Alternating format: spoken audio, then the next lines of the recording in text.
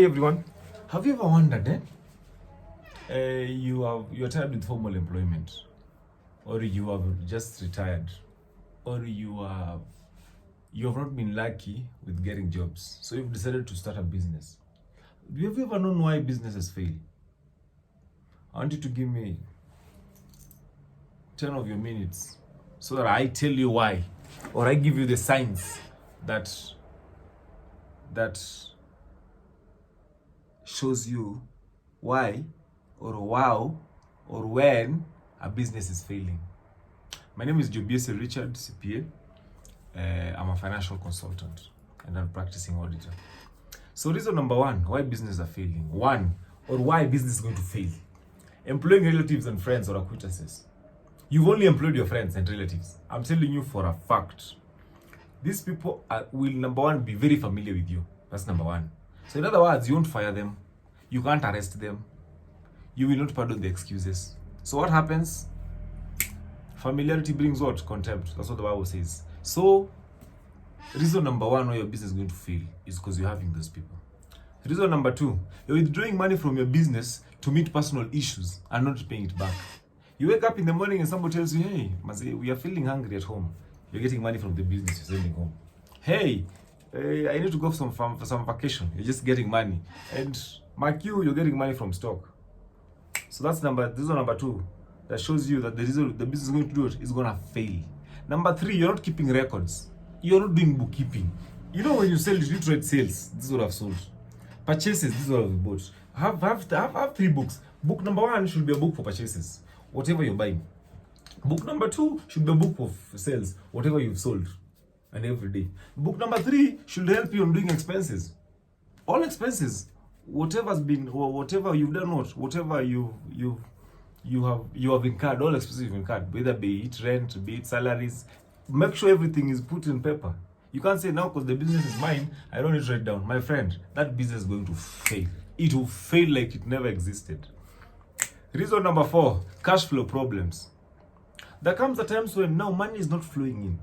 Money is not flowing in as it's supposed to.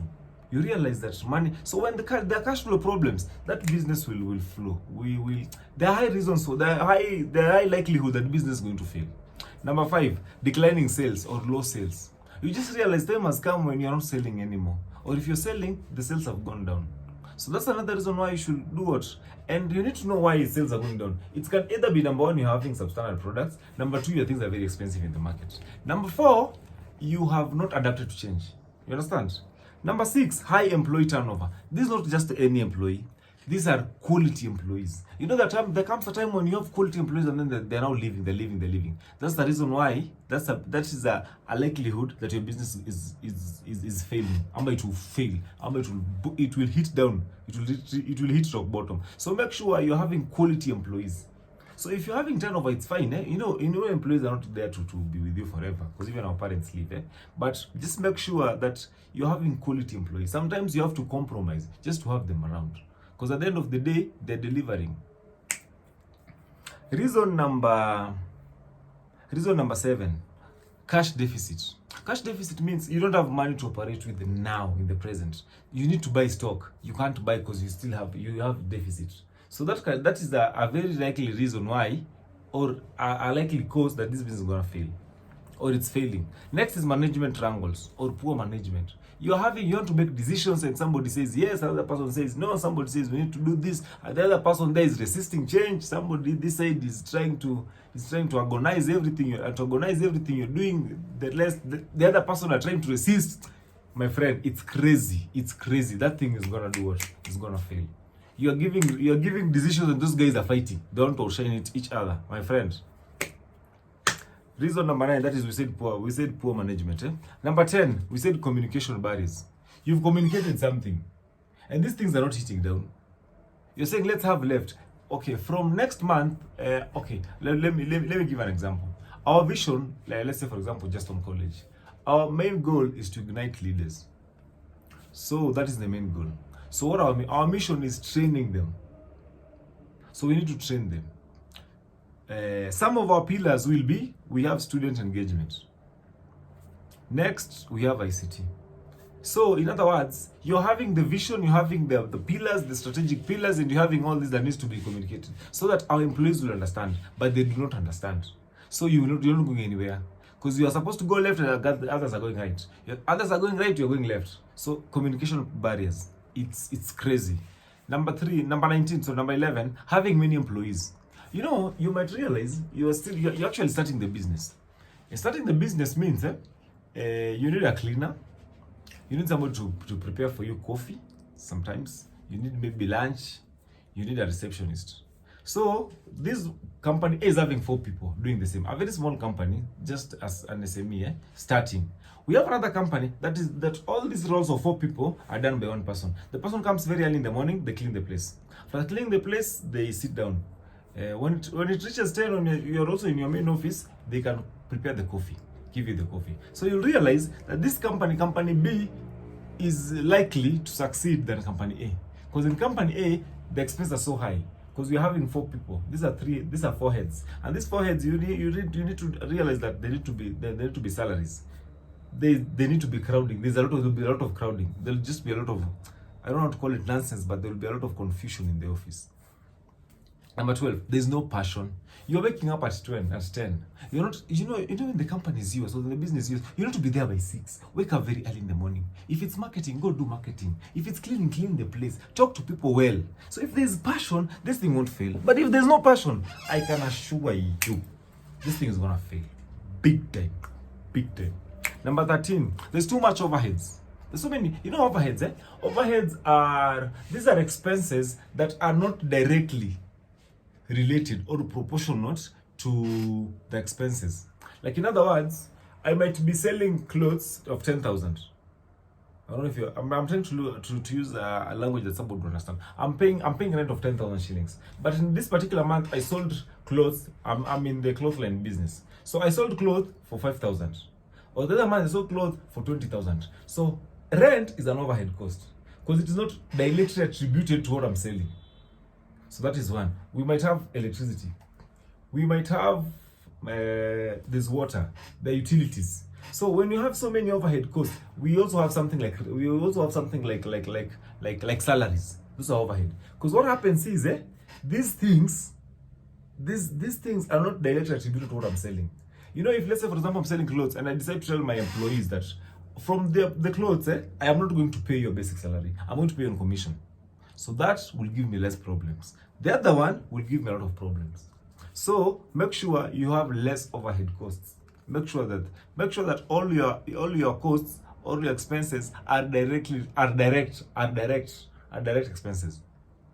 Do you understand? Number 14, failing to adapt to market change. Thank you. Currently, people are doing, okay, let's look at IT. 10 years ago, we were doing computer packages. 523 packages. There's Word, Excel, and Access. Now, people are doing Microsoft Teams, like at Justin College, there's Microsoft Teams, there's Zoom, there's internet. So you have to adopt. You have to look at what do people want?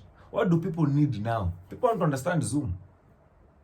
So you can't be treating people, you cannot fail to incorporate Zoom or Teams, Microsoft Teams, in whatever you're training. So failing to adapt to market change, then you'll be out. You will be out like you never came. Look at examples like Nokia. Nokia was a brand, but where are they now? Where are they now? Where are they now? Where are they now? Apple has just come. Because they failed to do it. Look at BlackBerry. They fail to adapt to change. Change is very important. Market change is very important. Next is unsustainable growth. You might open one office, you are here, you are looking at finances. And then you wake up in the morning and you feel like now you have the muscles to do 10 offices. So you do many offices. My friend, growth is good and growth is also bad. Because sometimes growth is not sustainable. Because rent has to be paid left. You have to have your controls at right. So make sure that when you're growing, make sure your growth is organic. Grow slowly. You're having 10 people, take 2 people, take them to the other branch. Continue growing, take 3 people, take to another branch. But don't just wake up in the morning and you're opening another branch and you're putting people there. Because at the end of the day, you need guys you can trust, guys that are reliable. Number 16, business plan problems. Solid and realistic problems. You have a business plan. You don't know what you need to have in the next 1 year. You don't know where you need to be in the next 2 months. You don't know where you don't know your market. You don't understand where you need to source your problem, where to source your stuffs. You've not done your market research. So you have to make sure you have a business plan. So if you don't have a business plan, you might fail. So that is a catalyst for failure. Next, we are talking about ineffective marketing. So you are marketing in the wrong places. You are hiring wrong people. You are selling the wrong products in the wrong, or you're selling the right products to the wrong people. You're selling pigs in the Arab environment. I don't know if you're making sense. You're selling because somebody else is selling. You're selling because you saw somebody else do what? You saw somebody else post it online. Make sure you have done what we call effective marketing. Next is being behind on payments. You know, when you start being behind on payments, what happens is things will accrue. And if you're paying rent, let's say for example it's 20,000, and then you're behind in 3 months, that's 60,000. And your business is giving us 30,000, it will be a problem to pay all this. So make sure, try as much as possible to be prompt on payments. If it is rent, make sure you're paying it every month. Make sure just try and make sure that you don't have problems with your creditors. Because if you have problems with your credit, what happens? They don't, your suppliers won't bring stuffs. They cut them. So once they do that, you don't have anything to sell. So what happens? You'll be out of business. Then you also have some number 19, customer complaints growing daily.